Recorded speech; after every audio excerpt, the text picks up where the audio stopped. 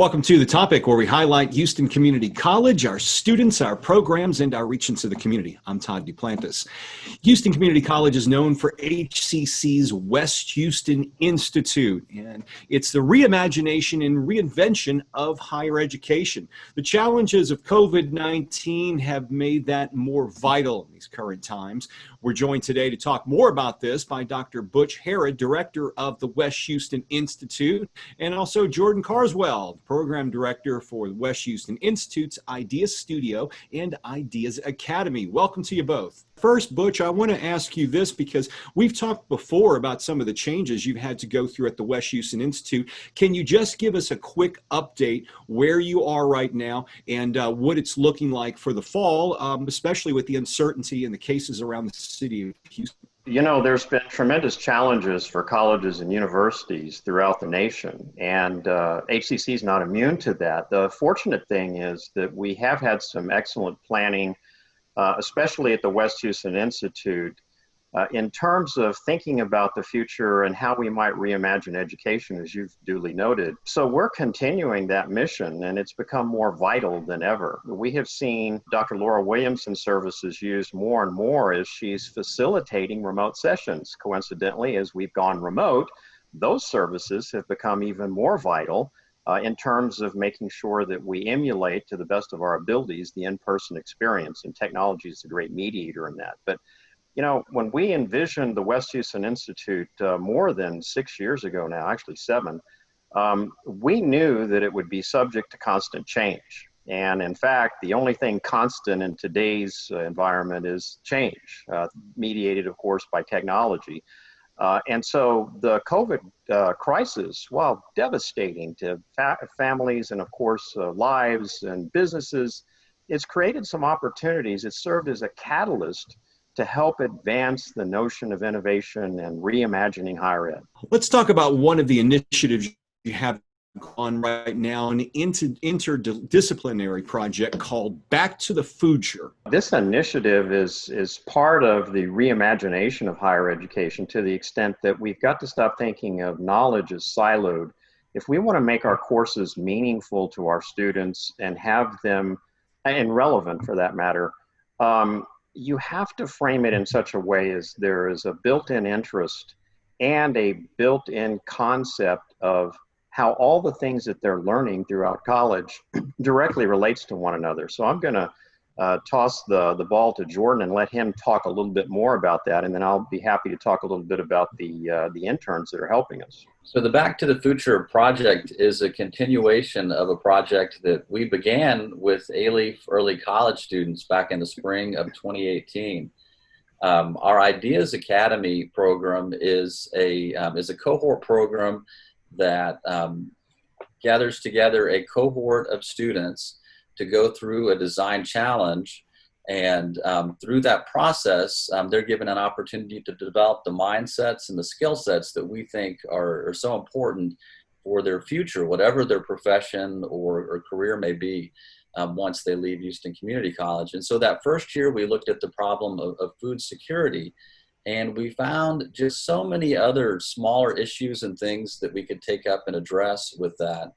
And so last year, one of our professors that teaches at the West Houston Institute, Dr. Nazanin Hebel, approached Alexandra Almestica, who's librarian who leads our Learning Commons, and myself, and suggested, hey, could we do a project around food and connect biology with nutrition, with the culinary program? And so it all started from that question, as many things do at the West Houston Institute. And now we have 11 faculty across, I think, 5 or 6 different disciplines, including not only the sciences and culinary now, but also history and English. And each of these faculty will be looking at this question through the lens of their discipline and coming up with a real-world project for students to work on that addresses this issue of how can we make food that's nourishing for individuals and communities, but also connects us to our cultures, recognizes the latest cutting edge advances in science, and utilizes technologies as a part of that to really do something new and innovative. Jordan, it sounds like what you're working on is something that is a true invention going into what STEAM or STEM is all about. Yeah, exactly. And that's what's so exciting about the kinds of things that we do at the Westin Institute, is that we really have an opportunity to look at those ideas that are most relevant in terms of where education needs to be going. And we really get to, as the tagline says, reinvent education at HCC. And as a part of this project, technology, we never try to make that the driver, but we do have a 3D printer that prints food. And we have some culinary faculty and our technology staff and science faculty that are really interested in that and getting students engaged, because it certainly gets them engaged. But it really will combine the art of culinary and the design that goes into that with the science of food, and how can we mix and create recipes that we can 3D print that look delicious and gorgeous, but are also healthy and nutritious. 3D printer prints food that's very Star Trek-like. That takes you back to the days when, how long till we see those in our homes? I was really surprised when we did a little bit of research for this particular project to find that they're not unaffordable, considering what people a lot of times will spend to get the newest, latest gadget in their home. I mean, it is on the higher end, but my guess is within the next couple of years, you'll see it'll be popular with foodies, and they'll be making all kinds of things. My guess is that pretty soon, and it might even be something that comes out of Houston Community College, who knows? We might end up with some kind of certificate program out of this that teaches culinary chefs how to create 3D printed recipes that they can use, as part of their business models. But just the next few years, we'll see it. Butch, I want to ask, is this something that is really showing what experimental classrooms are all about? And maybe you could talk about some of the collaborations you have there at the Westin Institute. The experimental classrooms, this is really an experimental philosophy of how we engage our students. And it's translating to this specific project. But we do have a couple of classrooms that we are working to actually create perfect learning environments. We don't think about learning spaces comprehensively. We put some furniture in a classroom, we get a building and put some furniture in there, and then we get some technology and put in there, and then we have the teacher come in. Well, that's great, but have we thought about it holistically? Have we thought about a design intent that really looks at from all aspects of the delivery of that instruction? So this project in particular is as part of the Sony collaborative. We're the only community college in that collaborative that includes universities like Duke and Dartmouth and Northwestern and ASU. We worked to create experimental classrooms, and one of the things that we did, and we took the initiative on, was building them from the ground up. We worked with a educational consultant who actually, provides furniture and those kinds of things.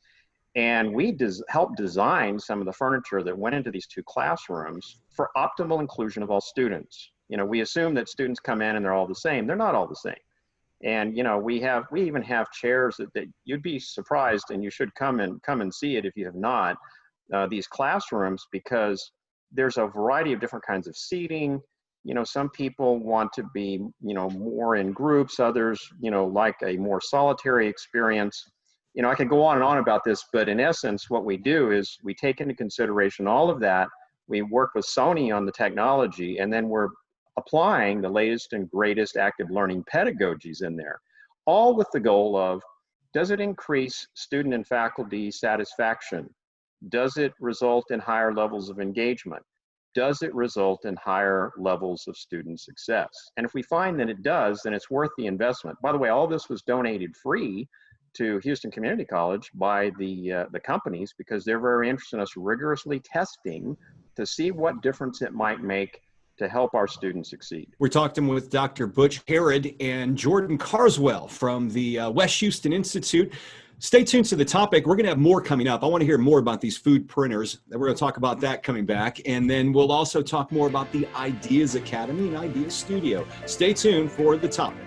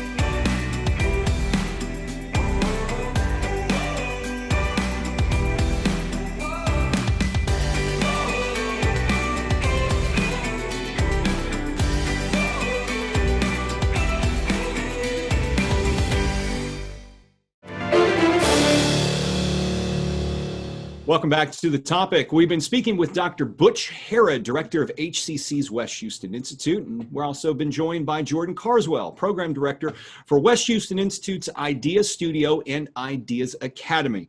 Thank you both for being here again today. I want to talk with you, Jordan, for this next question, specifically about the PPE update, because I know when all this came down and there was a shortage of PPE around the city of Houston, HCC stepped up and played a big role in manufacturing this. And I know out there at the West Houston Institute, you guys were involved with it. Can you explain your part and the update on that? We've been in a unique position over this campus shutdown because we've actually been in the building almost, I think, maybe 3 weeks after we closed. We went back into the building. And so we've been making PPE, and that's a term that we knew internally because for safety reasons, we have students and faculty on our staff wear PPE as part of the activities they might be doing in the makerspace. Of course, now it's a word that everybody is familiar with. And so we have been helping on several different projects as part of this. One is to make the face shields, and I've got one here. And so this is the face shield that we've been making the most of. We've made about probably 5,000 of these now, and those we've used a variety of pieces of equipment. We've done some, that one is not 3D printed, but we have used our 3D printers to make parts for that, and then our laser cutters, and then most recently a tool called the CNC router. And so that cuts out the material. And so we have large sheets of this material, and we've been cutting and doing that. Another interesting project is that we collaborated and are still collaborating with the group called Connect Community in Gulfton. And they created what's called the Sewn Goods Initiative. And so they're working with community sewists in Gulfton, making face masks. And they came to us with a problem they had where it was taking a long time to cut the patterns. And they asked if we could laser cut the fabric for them. And so we had not done that before, but we contacted the manufacturer of our laser cutters and we got the information that we needed. And so we've been doing a bunch of those.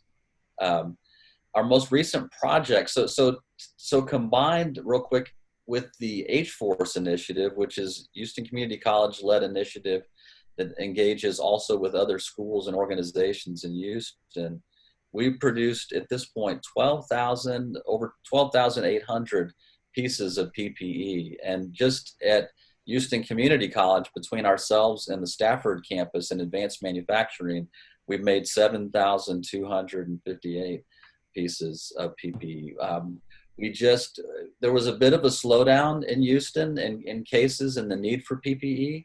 And so most recently we had an excess and we donated 1,000 shields to an NGO in Nigeria who actually distributed those to several governmental agencies and community groups throughout the country. They're really battling with it right now.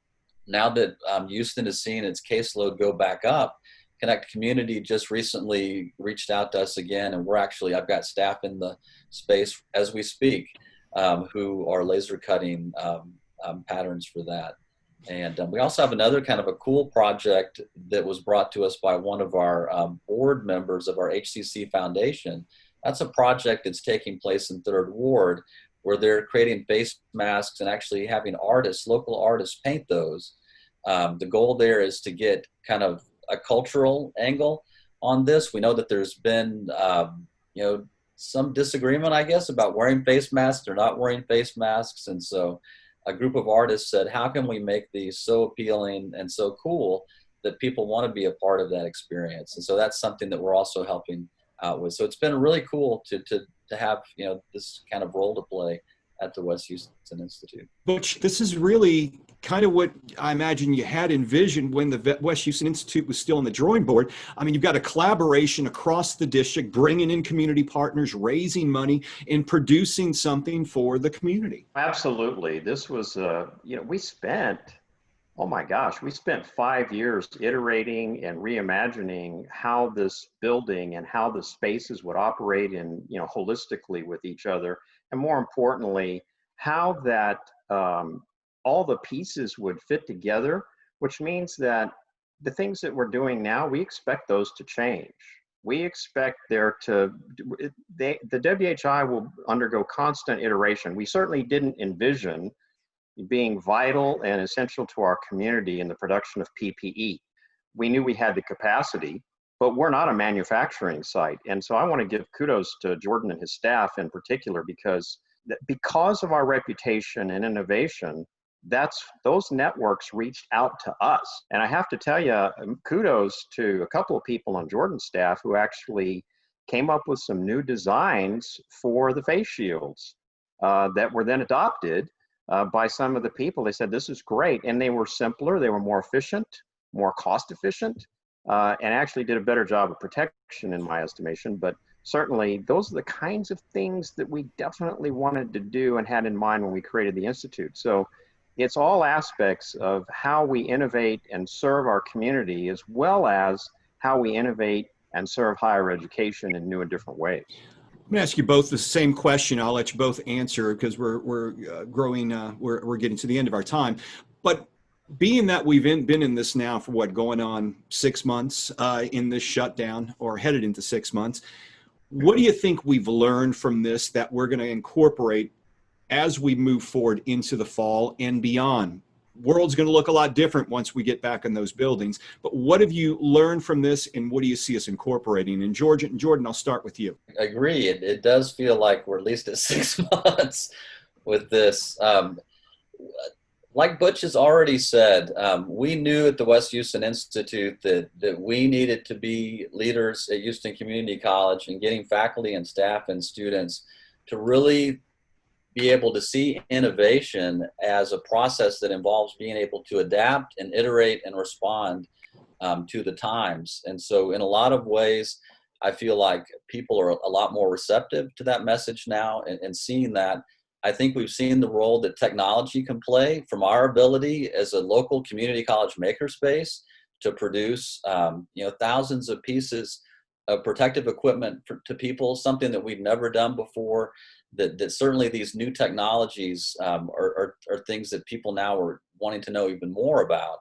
And so I see really the kind of approach that we've taken to learning, where we ask students to look at the real world problems out there and connect what they're learning in class to that, is we have a lot of problems now that have come to light in the last few months, just culturally and medically and health wise.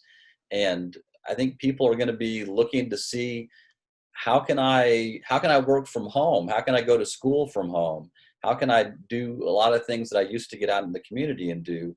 And I think we'll reevaluate some of those things, and innovation and creativity will be right at the heart of that. And so I think that it's a big opportunity for us really to help lead at HCC and in the Houston region around that thinking and what comes next. And Butch, I'll ask you the same question. What have you learned, and what do you see us using as we move forward? Honestly, Jordan pretty much said it all. That was a very comprehensive and great answer as to what I hope we'd learned. But I also hope that we've learned that there's a constant need to iterate, to innovate, to engage our creative juices, to be able to handle the wicked problems that face us. This is what's known as a black swan event, COVID-19. Nicholas Taleb wrote that book, and it's a great book talking about the unexpected that happens. We better get used to the unexpected. All the jobs out there are changing. We've got to prepare students to be flexible, adaptable, creative, all those so-called soft skills that are now essential skills for them to succeed in a 21st century global workplace. So I hope we've learned that. I hope we've learned, as Jordan says, that we can work remotely, we can connect in new and different ways. This is huge. There are whole countries that actually banned online education of any type. And now suddenly, it became an imperative to be able to continue to educate their citizenry. And, even in the United States, we've poo-pooed that in the past as a technical term. We've downgraded the importance of that and minimized it. And the truth is, we're increasingly technological in so many ways, and we need to learn that lesson. And lastly, this is something Jordan did not say. I really wish that, and I hope the lesson that we've learned in all this is that, all of us, whether we're working at a college, whether we're staying at home, whether we're going into public, we have a social responsibility, a collective responsibility to each other to help protect each other's health, to don, masks where appropriate, to take common sense measures, not just for ourselves, but for others. I think really COVID has sort of recaptured the imagination of the American public in that sense. It's like, hey, we're all in this together. And right now we have such divisions in the country, but in a way, those are help facilitating needed changes as well. And so I would suggest to you that I hope that's one of the lessons that we've learned, and I hope that HCC can continue to lead and be a vital part of that change. Very well put. Gentlemen, thank you both for being here today. We look forward to one day seeing you back in the Westin Institute. Hopefully we'll all get together. I want to see that makerspace back up and running with some students in there. I do believe we have learned a lot through this hall shutdown and being able to deliver an education and also to function online in this new virtual world. Thank you both for being here today. Our pleasure. Thank you, Todd. Yeah, thank you. Yeah, absolutely, Todd. And thank you for joining me on the topic. I'm Todd Duplantis. Make sure you download all of the audio versions of our shows at hccs.edu/podcast. For the topic on HCC TV, I'm Todd Duplantis. We'll see you next time.